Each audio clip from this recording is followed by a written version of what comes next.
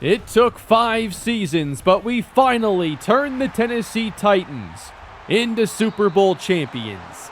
This series produced some of the greatest challenges any of my prior franchises have, and the Titans rebuild was a unique one. We found ourselves picking early in the first round many times, building up an offense to compete in the loaded AFC. And the offense we constructed is what I'm going to remember most about this franchise. Landing Devian Bynes and Sal Sexton early on, but still needing to find that right quarterback. We did with Brian Nava. And then the superstar, Trayvon Randolph, an absolute game changer. With Madden 24 right around the corner, our journey in Tennessee is wrapping up. And we don't have time to go through more traditional seasons in the franchise, going through every game. It also wouldn't feel satisfying to just end the entire series right now. I'd like to wrap up this series in a different way, going through some of the careers of the great players that we've selected and seeing what the next chapter is for this Tennessee Titans team. We just constructed this awesome offense around guys like Brian Nava and Trayvon Randolph. I think we'd all like to see what the full career of these players looks like as the years unfold.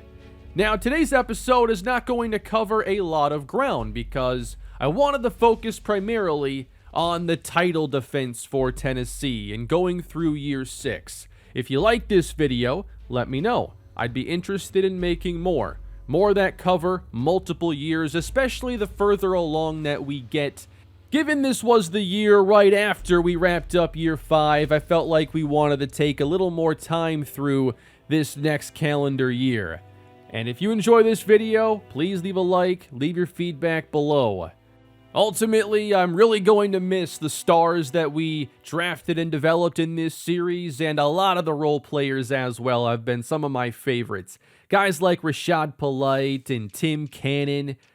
The players we end up drafting are what make these franchises great experiences for me. But let's also remember we have 4 original players from that day 1 roster that have all been key starters with us the entire way. You've got Derrick Henry and Nate Davis at right guard. Those are the only 2 on offense, while the cornerback duo of Christian Fulton and Caleb Farley have helped lead this defense through some challenging seasons. We built a fun team. We won our Super Bowl ring. Now let's see how the Titans would navigate through their next offseason and ultimately defend their title. The offseason began with 4 retirements from veterans who secure their Super Bowl rings and ride off into the sunset. Laken Tomlinson, Sterling Shepard, Eric Kendricks, and Austin Blythe retire. Looking at our pending free agents for this offseason, there were some key starters: Elton Jenkins, Frank Ragnow, Derrick Henry. Ultimately, Elton Jenkins was one of the top priorities, and Tennessee signed him to a 3-year extension. Divine Diablo, the Super Bowl MVP, was also retained. There were also some players who just didn't have interest in coming back. Surprisingly, Nate Davis was one of them, and then Isaiah Simmons wanted to go play in a larger market. Frank Ragnow didn't even want to come back that badly, but the franchise tag made sure he'd be going nowhere. Tennessee was set to lose a few players, but also their 2 coordinators got hired away, and we had to find new offensive and defensive coordinators. And there weren't any top options available this offseason. We had plenty of cap space going into the offseason and not a ton of needs. Fred Warner was available, Grant Richardson, Derrick Henry becomes a free agent, and we were in on Fred Warner, one of the best linebackers in the league, maybe the best. And we offered him a large 2-year contract. We also offered deals to Derrick Henry, Deshaun Payton, and Chris Ware during this stage. And ultimately, the only player we signed was Derrick Henry, returning for a 1-year contract. Warner got a big 3-year contract to go to Philadelphia. Grant Richardson ends up going to the Cowboys, and Isaiah Simmons also ends up going to Philly. Safety was one of the main spots we now had to fill in the offseason, and we did so by signing Deshaun Payton, who you'll remember from the Jaguars in this franchise. They drafted him very early on. He was a 4-year starter, and now makes the move to us to take over that starting strong safety role. We brought back kicker Matt Gay and signed a few more depth players, but ultimately did not make that big free agent splash. We had to make a call on 5th-year option for Devian Bynes. And the decisions on all those core offensive players are easy, as all those picks have been major hits for us. These were ultimately the deals we handed out. A big 3-year, $71 million contract to Elton Jenkins was the main one. We could have offered more to Fred Warner, but ultimately, we wanted to save a lot of our future money for deals down the road. It was a long wait for pick 32 in the NFL draft, but ultimately, when we were on the clock, we selected linebacker Ben Chambers out of Oklahoma, so we do get a good linebacker this offseason anyway. The draft didn't give us a lot of game-changing talent. We selected last in the first round, didn't pick again until middle of the 3rd round, so really only one key addition from the draft. More or less, this team was set up to run it back, largely the same as the team that had just won the Super Bowl, with a few changes like Jeremy Austin now starting, Eric Brennan taking over for Grady Jarrett, Rashad Fenton is the new slot corner, and Deshaun Payton replaces Isaiah Simmons. It was then time to get this season underway, and Tennessee did so against the Jacksonville Jaguars, winning 37-29, holding off a 4th-quarter comeback attempt. Brian Nava starts his season with a great 4-touchdown performance, surprisingly, none of those going to Trayvon Randolph. The Titans would open the season with a very high-scoring offense and a 4-1 record. In these games, Brian Nava had 12 touchdowns to only 1 interception, and this offense seemed to be picking up where they left off. We spread the football around well between our top playmakers, nobody really running away as the receiving leader, but defensively in those first 5 games, Christian Fulton already had 3 more interceptions. Still, despite all this success, there was a little controversy surrounding receiver Devian Bynes, who does not like the idea of being a number 2 receiver. He wants to be the focal point of an offense, and this is not the offense where that is going to happen. The elite playmakers in the NFL want the football as much as possible. When you have as much talent as we have, you can't make promises, especially to players who aren't clearly your number 1 option. Bynes was mostly upset by having only 23 yards in Week 5 and not having a 100-yard game in the season's first 5 weeks. However, in our next matchup, somehow, Brian Nava brought everybody together to make everyone happy with 470 yards and 6 touchdowns. Now, Jonathan Taylor ran all over us as he typically does, but it wasn't enough. The Titans had 4 receivers with 100-plus yards and at least 1 touchdown. This signaled the end of Devian Bynes' complaints, and Brian Nava put that storyline to rest for the rest of the season. Tennessee would lose a pair of division games by multiple scores going into the bye week. They held a 1-game lead over Indianapolis with a 6-3 record. Again, it was appearing that the division would come down to one of these 2 teams all over again. Brian Nava was outstanding prior to the bye week, limiting his interceptions and still putting up massive games. And Trayvon Randolph and Devian Bynes were basically seeing the same production. After the bye week, Tennessee won 4 of their next 5, but never went on that long winning streak like they did during their Super Bowl season. However, they did wrap up this division by the time the season finale against Indy came around. I thought this might end up being a division championship game, but the Colts weren't able to keep up with us. Brian Nava had 3 touchdowns, while Indianapolis was missing quarterback Sam Hunter for this game with an injury. Yes, Jonathan Taylor ran for another 128 and 3 touchdowns, but the Titans offense is just too much. Overall this year, it was a breakout year in a big way for Brian Nava, building upon last year with 44 touchdowns, 9 interceptions, and a return to form for Derrick Henry, who ran for 1,700 yards. Shockingly, it was Devian Bynes ending up as this team's leading receiver, topping Trayvon Randolph by 300 yards. Randolph didn't have the same big plays he did last season, surprisingly, still put up tremendous numbers, but Bynes really stole the show this season.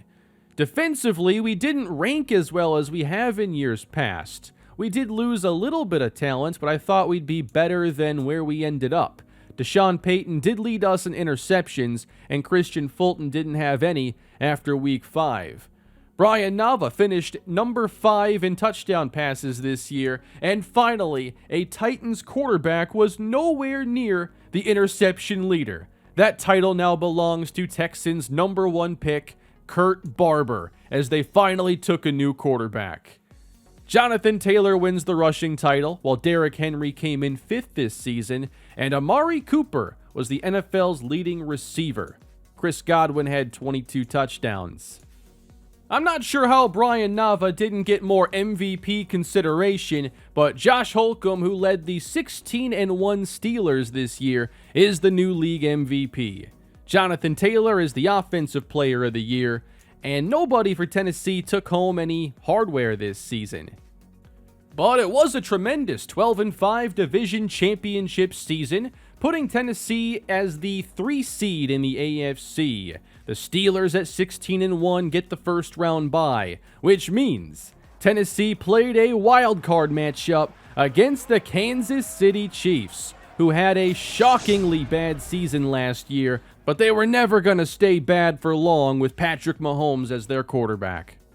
So we've got playoff football here again with the Tennessee Titans defending their title at home. This game got off to a very low-scoring start, oddly enough. You expect a few more points than this.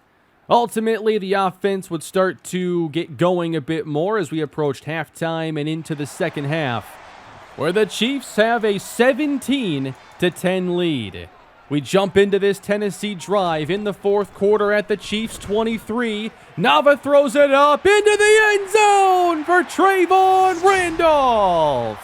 And that'll tie things up. When in doubt, when you need a big play, who else are you throwing the football to but number 84? Randolph one-on-one with Trent McDuffie just climbs the ladder, ties things up, but Patrick Mahomes would respond with an immediate 26-yard throw, followed by a roughing the passer call, putting the Chiefs right back into Titan territory. A good run from Clyde Edwards-Helaire picks up 9 yards. With 6.5 to go, Mahomes firing to the end zone, nearly puts the Chiefs back on top. Good play from Caleb Farley. But Mahomes comes back on second down and finds his tight end inside the 10. And the Chiefs take it down to the 5.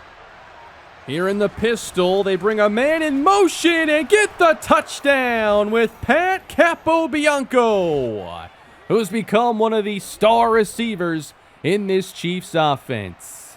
Kansas City back up with around 5 minutes to go as the pressure shifts to Tennessee. Gotta have a good drive here. They open with a 5-yard run to Derrick Henry. The Chiefs come after Nava, but he responds by finding Trayvon Randolph to move the sticks. Then it's an inside give. Rashad Polite with a nice run, picking up 10 tough yards. Tennessee out to the 40. Here is a 3rd and inches for Brian Nava. He gets outside the pocket, targeting Randolph. He throws way off the mark. Could have been a huge gain. They come back for 4th and inches, and Nava sneaks ahead to get a new set of downs. With time winding down, you know they've got to get 6 on this drive. Here is Sexton making a good catch outside as he gains 8. They come back on 2nd down, and this time it's Devian Bynes. All the Tennessee playmakers getting involved. Now 35 yards away. And Nava puts it up. It is caught by Randolph. And he's down to the 1. A flag against Trent McDuffie. You just can't stop Trayvon Randolph. Frank Ragnow would come off the field after this play. But how about Randolph setting this team up again? From inside the 1, they attempt to punch it in with Derrick Henry. That fails. They come back on 2nd down, and Dominic Brooks loses 3. Suddenly, it's 3rd and goal from the 5. This is no longer a layup situation. They come after Nava, and he finds Randolph for 6. And the game is tied up all over again. Trayvon Randolph's 2nd game-tying touchdown of the 4th quarter. However, Tennessee left a lot of time on the clock. Would the defense be able to step up against Patrick Mahomes? Starting at his 25, Mahomes fires across the middle and finds Pat Capobianco for a quick gain of 20. On the very next play, he's wide open again and already puts Kansas City into long field goal range. That took 2 plays. Now the clock is a big enemy for Tennessee. Trying to run with Clyde Edwards-Helaire. Tough running here, gets 5 yards. The Titans begin using their timeouts. And they aggressively try to run blitz, and that doesn't work. Edwards-Helaire gets the 1st down, setting up Kansas City for a game-winning field goal. Tennessee tried to get aggressive, but the play was so well blocked by Kansas City. 32 seconds remaining, Edwards-Helaire carries again. And shockingly, Andy Reid uses a timeout and gives Tennessee an opportunity.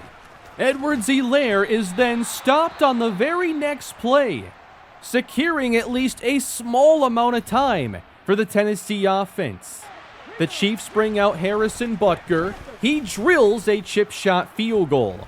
And the Titans are left with 20 seconds to go get 3 with no timeouts.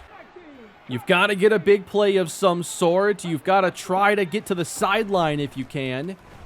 Brian Nava back to pass, going deep for Trayvon Randolph, and he makes the catch, but is brought down by Trent McDuffie.